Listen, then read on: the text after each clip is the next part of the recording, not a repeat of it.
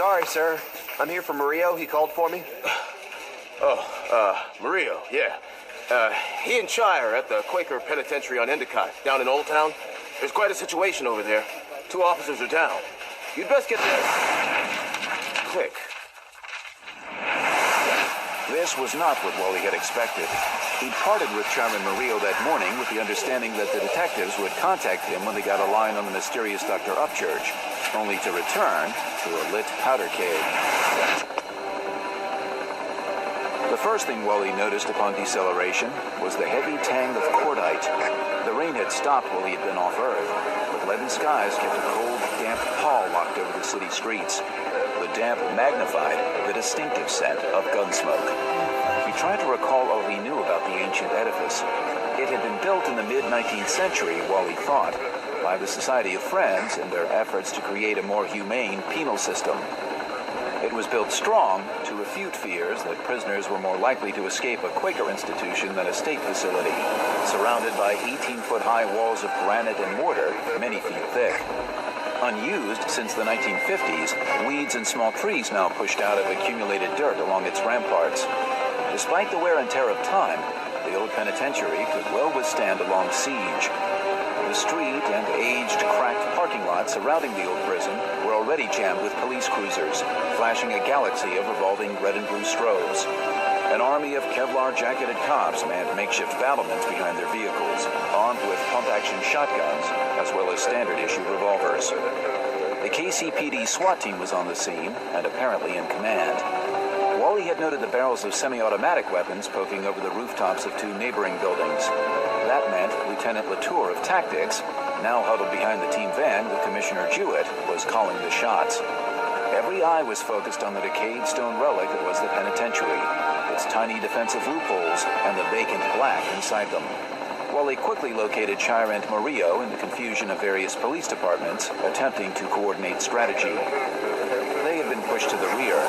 Metahuman hostility apparently didn't figure in this. Murillo, Shire, the desk said there were 2 officers down. Yeah, they didn't make it. Oh, no. Was there anything I would have guessed you could make so much money on patent royalties. This is about Upchurch? We took the deposit number we got from Mets to the bank and got them to agree to open the account. Now, you wouldn't believe the kind of money this guy was getting in the way of royalties from Star Labs. If that's his cut, I shudder to think what the company's making on his discoveries. And there were ungodly huge withdrawals as well, under a number of aliases. Upchurch is financing something very, very expensive. He's sneaky, but he screwed up when he used the bank service to help locate the penitentiary here. Apparently, he needed a sizable facility for whatever it is he's dumping money into. The place has been empty since at least the 50s, and he was able to purchase it quietly from the Society of Friends 10 months ago. Wally had, of course, passed the old jailhouse regularly on his city patrols, but had noticed nothing to spark a close examination of the facility. The exterior looked undisturbed.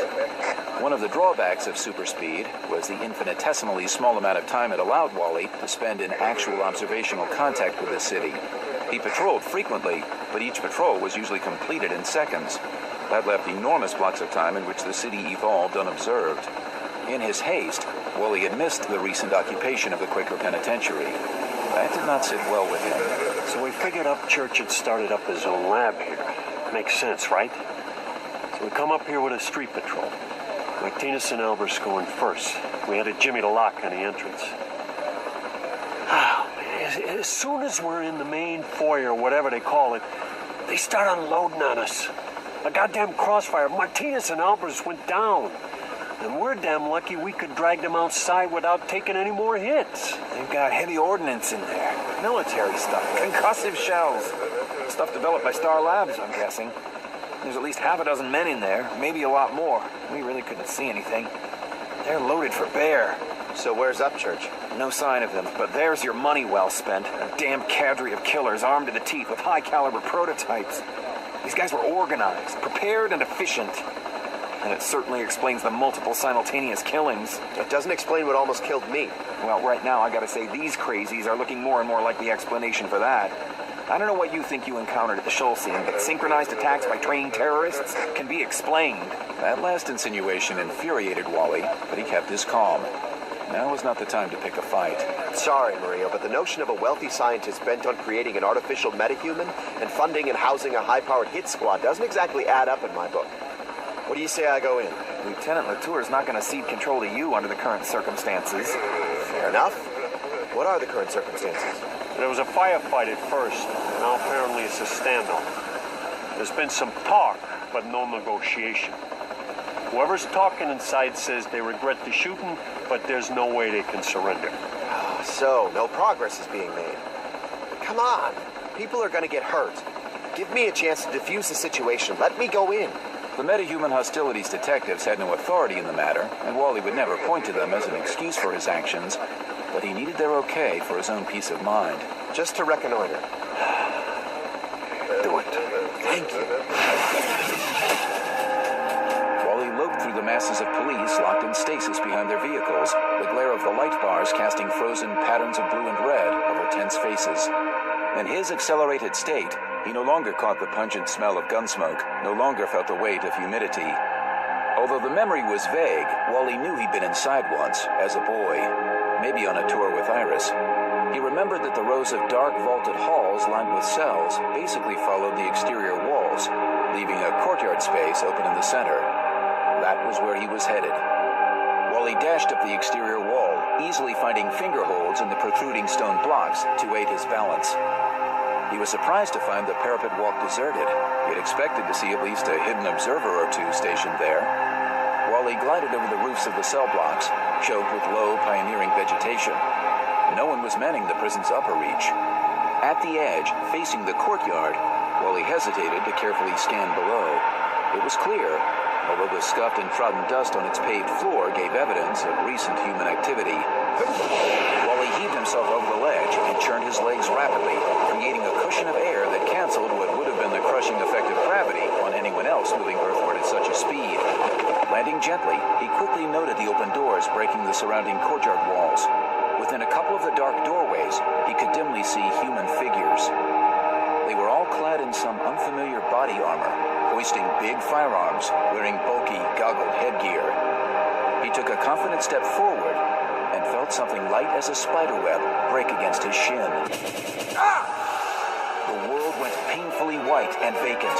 The blinding strobe had flashed so quickly and unexpectedly that even he had been unable to avoid the full brunt of its awful glare. Wally was blinded, his mind shocked and uncomprehending. Even so, his instincts served to protect him, his body unconsciously fighting to regain balance, his legs shifting direction and launching him horizontally on a path at right angles to the one he had been on. The blinding, agonizing light strobed at him, disorienting him. His feet went out from under him. It was a booby trap, his stunned mind finally acknowledged. A sequence of extremely rapid strobe lights set to disable a speedster, and he had stepped into it very neatly. Then, with horror, he realized what had to be the aim of the ambush. Dazed, he had dropped out of super speed. He was lying there blind and vulnerable to any normal with a weapon. No! While he rolled, concussion shells slamming into the ground around him. As he rolled, he picked up speed, an uncanny sense of direction carrying him straight toward the nearest wall. He kept his eyes squeezed shut. He tucked and tumbled, landing on his feet, and ran toward the stone wall leading inside. He hoped he could concentrate enough to bring his body up to that necessary molecular frequency before he dashed his brains out against the stone wall. He had done it in the show house in the face of the presence. He could do it here.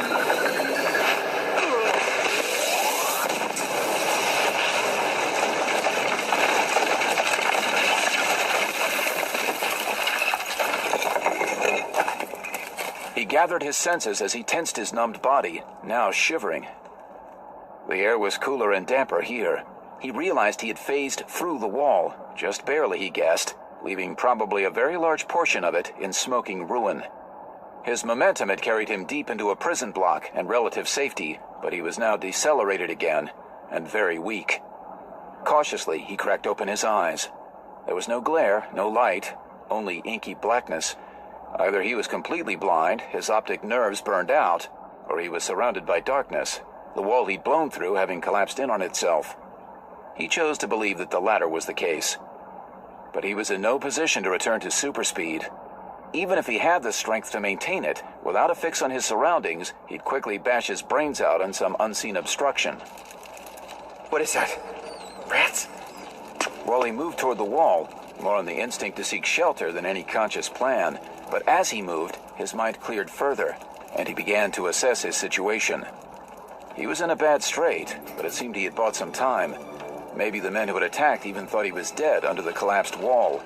He couldn't count on that, but it didn't seem like this hall was occupied. They were prepared for me.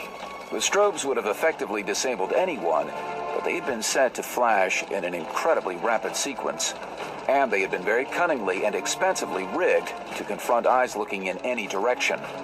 There had been batteries and batteries of extremely high candle power flood strobes positioned around the courtyard, set at a frequency and irregular pattern expressly configured to catch a speedster.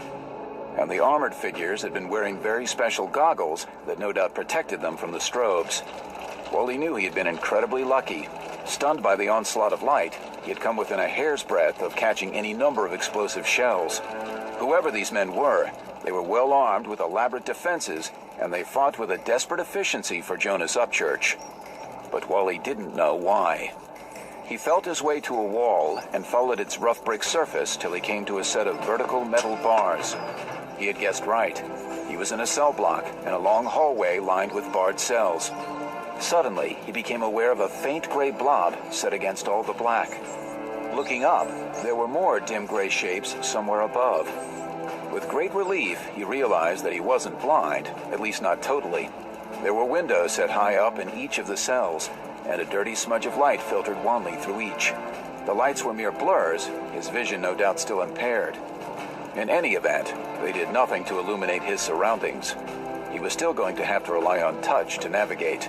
Wally moved gingerly down the hall, his fingers guiding him along the repeating pattern of brick wall, followed by metal bars, followed by wall, followed by bars. Oh, jeez. There's a whole lot of rats in here. There was a veritable army of vermin, unused to human intrusion. They scuttled nervously around him, leaving a wide berth, but they were clearly agitated. What at first seemed of little direct consequence began to concern Wally. Rats deserting ships. They say rats know before a ship goes down. Go. Blue 2, move in. Blue 3, move in. Wally knew the men had come inside, though they were practically at the other end of the block. He saw no lights coming up behind him. The fancy headgear they sported was no doubt equipped with night vision. Wally didn't know how far their vision would extend, but he didn't want to find out. Check the cell. Here. Keep checking. There's gotta be here somewhere. Gulping hard, Wally fought down his fear. Sooner or later they were going to find him, no matter if he did try to hole up in one of the ancient cells. Any noise he made would just bring them in faster. They'd always have the technical advantage of seeing him before he could see them. He knew he had no choice but to resign himself to desperate measures. Although he'd probably wind up killing himself in the dark, he was going to have to step up to super speed, bum rush the searchers, and hope for a miracle. If it happened that he smacked into one of them and captured a night vision goggle device before their shots hit him, he would have a fighting chance. Most likely, though, he would end up smashed against a wall without having come close to any of them. Game over. Wally began to steel himself for his action, wrapping his fingers around a cell bar to steady his still shaking body. The noise of the rats suddenly drew his attention. He realized that his body was vibrating. He was unconsciously keying himself up, revving his engine, so to speak, as he stood there, tense and coiled, hanging onto the cell bar. And he was sending a constant steady vibration through his fingers and into the cell door. And from there, probably right into the cell block masonry, because it sure seemed like the rats were responding to that vibration. Wally concentrated and increased the frequency of the vibration. He smiled. The unconscious vibrations his traumatized body had been emitting ever since his poorly executed phase through the cell block wall was irritating the legions of rats. Wally had heard of bees and worms driven to frenzies by electromagnetic frequencies introduced into their environments. Why not rats? He grabbed both hands on the bars and worked to increase his vibration. As he had hoped, the rodents went wild. The panicked rats stampeded away from his position. The invisible horde washed down the hallway, desperate to get away from the maddening vibration, heading straight for the approaching searchers.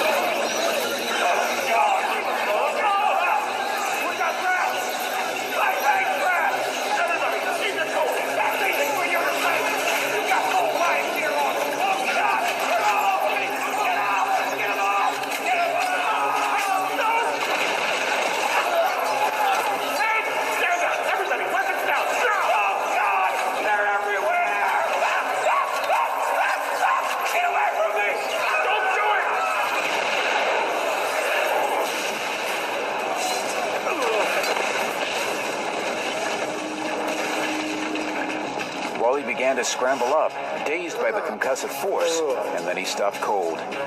He could see. Curtains of pulverized masonry swirled through the enormous shaft of daylight, pouring through the hole in the ceiling. For a split second, the blurry scene before his blinking eyes seemed fixed and stationary, even though Wally's mind was working in normal time. Down the curving corridor, lined with its dank, barred cells, the men stalking him lay stunned, knocked off their feet by the explosion that had torn a huge gap in the high ceiling between them and Wally. A gray, ground-hugging cloud was disappearing into the darkness beyond the men. The army of rats was moving on. The confused creatures couldn't get away fast enough, but they had done more than Wally could have hoped. Wally shook his head and squinted hard. Although still indistinct, he could see that one of the men was down, shot, and another was sitting propped against a wall, holding some sort of large-bore personal cannon, its muzzle still smoking. Thank you, you godless wonder. There he is! Get it!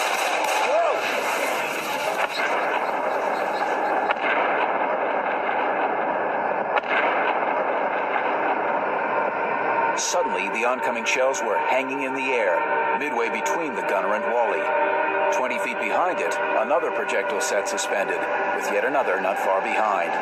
Puffs of exhaust gas clung to the gun barrels beyond them. Wally had made it to super speed, even as they had fired. He loped over to examine the projectiles. His vision was still not 100%, but he found if he squinted hard enough, he could make out details. The shells were like nothing he'd seen before. He was more convinced than ever that they were prototypes from Star Labs' weapons division. It was something that needed investigation down the line. Careful not to jar the explosive projectiles excessively, while he slightly altered their courses down and toward the corner of the wall and floor. It would do no good to allow them to hurtle down the hall toward the unknown. As the three shells inched their way forward, Wally turned his attention to the 6 men who had stalked him.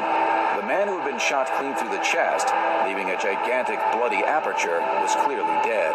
Smoke from the detonated charge still described a curve above the wound. Wally was sorry it had come to this, but if not for luck, that would have been him lying there. The man with the cannon, seated on the floor, stared out into space with glassy, terrified eyes. Wally saw that one of the assault weapons lay smoking on the ground near him. Apparently, the man had panicked when the rats crawled over him, fired blindly, and shot his companion. Then, in mindless desperation, he'd blown a hole in the wall. Flash silently thanked them for giving the panicky guy the cannon. While he gently eased the big gun out of the mercenary's hands, at the speed he was moving, any careless jerk could easily rip off a finger or shatter bone. Although the man clutched his weapon with an iron grip, Wally could afford to work it loose patiently, knowing that with his sight returning, he now had time on his side. When he had freed the cannon, Wally collected all the other projectile weapons using the same persistence. He put them in a pile, did a quick analysis of their firing mechanisms, and methodically disarmed them all. The removed pins and springs were gently logged into the dark. Checking back with the 3 in-flight shells, Wally determined that they were still on course for the corner of the floor and wall. He'd aimed well.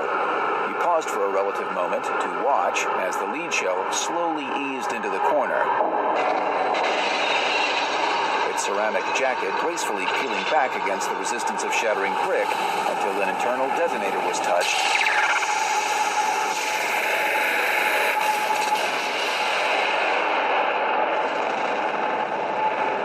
Ruptured into jagged fragments and a billow of white flame. The air surrounding the explosion rippled and expanded under the concussive pressure, but Wally was pleased to see that his decision to angle the shells into the joint was a good one. There was no ricochet and damage was minimized. Now, before he pressed on, Wally gingerly removed the goggle apparatus from the head of one of his outmaneuvered foes. There was every reason to believe that there would be other traps set for him, and this device might help to even the advantage. Slipping the thing over his head, Wally lowered the dark lenses over his still hazy eyes. Suddenly, the world focused into crystal clarity, with lights and darks modulated to allow detailed observation within either, as his eyes traveled back and forth between patches of shadow and sunlight. The goggle's lens mechanism apparently augmented the eye's ability to adjust to changes in brightness. The blinding glare of the strobes had been therefore cut by the lens, Wally reckoned, and what little light filtered into the dark cell block had been incredibly amplified. He left the apparatus in place over his eyes and ran down the hall in the direction from which the stalkers had come. He figured that probably 8 to 10 seconds had elapsed since the cannon had been fired. That meant the rest of the penitentiary stronghold had time to react. More than likely, there would be other frightened men on their way to the scene. Sure enough, upon exiting the cell block through the door the stalkers had forced on their way in, Wally nearly stumbled over 3 other heavily armed men rounding a corner. He deftly avoided colliding with them. At the speed he was moving, anything more than a tap would tear them in half.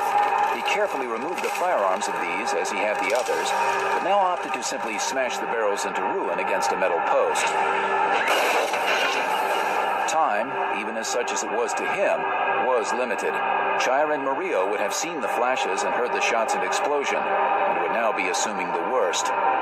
Wally had said that this would be a simple reconnaissance jaunt, but fate had played out differently, and now he held an advantage that he wasn't about to let go. To avoid creating further hazard, he would have to keep things moving before the detectives did anything well-meaning but foolish, like force an assault. First things first, he had to canvass the entire facility and disarm all combatants. With the vision-augmenting headgear he'd commandeered, this proved easy. Like the rats who had just aided in turning the tables, Wally quickly and methodically ferreted his way through every open corridor and office, cell and alcove, nook and cranny, disabusing human statues of their weaponry as he went. The dark interiors turned bright as day under the goggles lens. He scanned carefully to avoid booby-trap triggers, and in under 5 seconds he was confident that the 32 men he'd located represented all he was going to find. Except, Wally had found nothing resembling a rest area, no food, no tactics nor command center. That meant these necessities had to lie somewhere else, maybe with more troops, maybe with Upchurch. He'd avoided entering the central courtyard, where he'd been initially blindsided, having simply scanned it from a window in passing to ensure it was clear. Now he regarded it more carefully, and noticed that a sizable trail had been worn through the dust covering the paving stones, leading to what appeared to be nothing but an old wooden door boarded shut. Lots of travel had come and gone to that boarded door. Someone was waiting for him on the other side. Wally considered his options. He didn't want to phase through without any idea what conditions were on the other side. Plus, the helpful headgear with goggles wouldn't make the molecular transition, and that was his ace in the hole. He decided on a direct approach. Actually, there was little choice but to plow ahead or retreat to the police, and Wally liked to joke that the Flash didn't run well in reverse. Cautiously, he first surveyed the courtyard and was surprised to catch, at about a foot above the surface, the faint glimmer of dozens of thread-thin laser beams crisscrossing the open space, all at different angles. These, he realized, were the triggers that set off the strobe barrage. He had felt a tiny pull as he had tripped the one. They carried that much intensity. With the goggles, they were all very visible, green and smoky against the wash of sunlight. That was how the men inside avoided them. Wally easily found a clear path to the barred wooden door and appreciated the lenses all over again. He examined the perimeter of the entrance and the prop boards barring it. Nothing about it suggested that it was particularly secure. The door was clearly an invitation to another death trap. Moving against the wall to one side, Wally grabbed a protruding board with both hands and ripped the door off its hinges.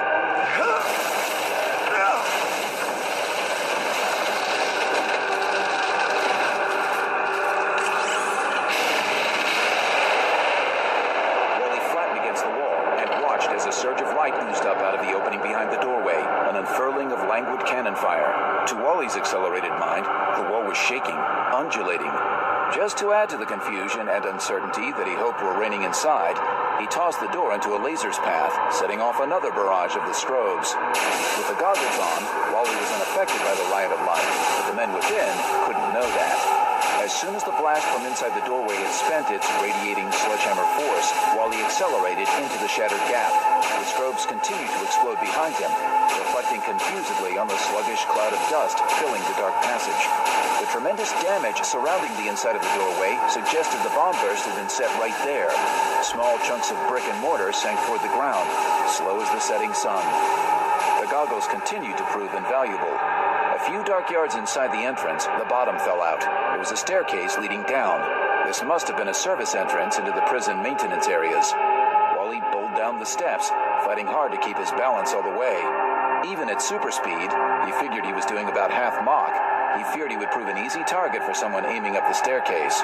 but he reached the bottom without incident, and before him lay a dank hallway lined with fat, corroded iron pipes snaking toward a rectangle of light at the far end. Without hesitating, he shot down the corridor. It opened into a sizable chamber, the prison mechanical room, filled with steam pipes and the remnants of an ancient coal furnace and boiler. It was dimly lit and framed in black shadow by a string of bare electrical bulbs suspended on frayed cords from the high ceiling. Wally took all this in a microsecond. An array of horizontal pipes, as well as the furnace, lay directly across from him. Perfect areas of concealment. Most important, he saw the green, smoky thread of light lancing across his path through the doorway. He didn't hesitate and stepped right into it. Wally spotted witchfire shooting from either side. He just managed to avoid them. The twin bolts of electricity came close enough to raise his hair with a static charge. 2 booby traps wrapped in one. Light and electrical discharge. Not much else fast enough to catch a speedster. Wally had to give the perpetrator credit, now that he was through what seemed like a last wall of defense. From behind the pipes and furnace, 7 men were slowly rising and shouldering what looked to be grenade launchers. Their normal-time minds had yet to comprehend that the double trap hadn't worked. It was almost comical, the fixed ritual snarls on their faces. Wally knew they were probably sounding a very fierce group war cry, but the fierceness just looked silly when you broke it down into slow motion. Before they could come close to firing, Wally had the launchers out of their hands. Since they could conceivably cause further problems, positioned as they were to block any potential retreat, he decided he couldn't afford to be gentle this time, and gave them each a tap at the base of the skull. It was a neat little trick he learned from the Batman, on a rare occasion that had found the Dark Knight detective in an expansive mood. Wally thoroughly searched the mechanical room and the doors leading off it. 2 hid small storage areas, and Wally flinched when he saw the racks and racks of weapons stacked inside. These fanatics were ready for total war. Behind a 3rd door, Wally found the Secret Army's living quarters, spare and utilitarian, and currently unoccupied. That left 1 door behind the boiler. He kicked it in, stepping back rapidly into the side to avoid another explosive surprise. But nothing happened. Tentatively, he moved through and into another moldering, damp basement chamber. A laboratory. A biological laboratory. Several heavy wooden tables held rows of beakers, racks of tubes, and centrifuges and incubators. Spherical glass balls of various sizes connected to one another by corkscrew tubing, stained from some ochre liquid stagnating within, vied for space next to a huge array of microsurgical equipment.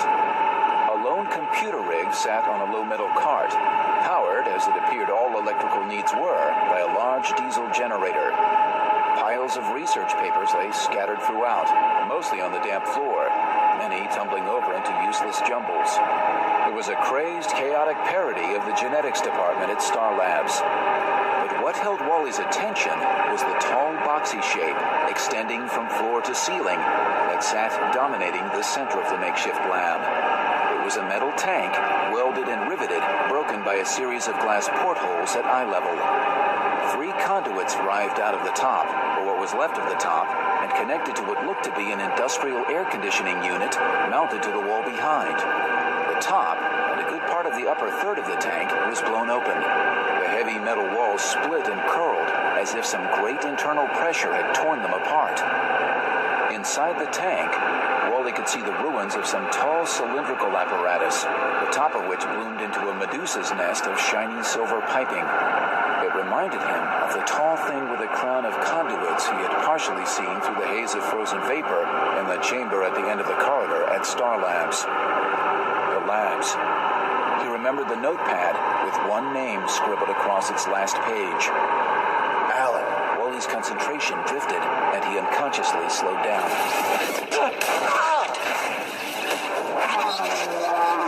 Back up to super speed, he spun around to see a shell floating in midair, a small frozen contrail of blood trailing from the tip to around his back. Flash bit back a curse. He was making far too many mistakes today. Back up to far above bullet speed, Wally rushed the source of the shot on an elliptical course in case there was another shell on the way. But there was none, and the face of the man in the dark corner registered a blind terror that suggested he was lucky to have steadied himself for the 1 shot. Taking no chances now, Wally Wally made another, closer inspection of the room. He found nothing more of significance. This was the end of the road. The frightened man was well past middle age, bald and pudgy, and dressed in an unbuttoned Oxford, and slacks that had probably been neat and professional once, but should have been discarded long ago. His most outstanding physical features were a pair of enormous sideburns that crawled like caterpillars from the bird's nest of fringe hair that still grew above his ears and around the back of his skull. His eyes bulged in fear behind a pair of broken, taped bifocals. He was moist and pale. Wally decelerated, cautiously this time. What? The Flash? You're the Flash? Yeah! Who were you expecting? It doesn't matter. It's over. It's all over for me. For all of us. Dr. Upchurch, I presume.